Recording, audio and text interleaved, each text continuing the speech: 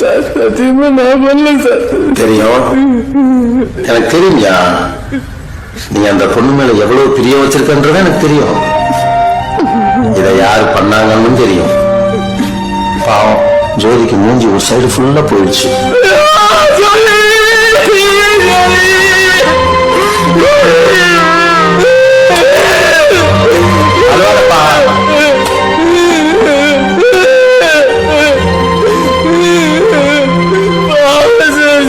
அழாத அழாத, எனக்கே கஷ்டமா தான் இருக்கு.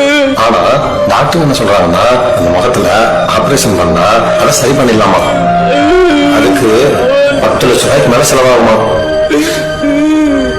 அதான் என்ன பண்றதுன்னு புரியல. அந்த பொண்ணு நிஜமாவே குணமானு நினைக்கிறியா? வானத்தை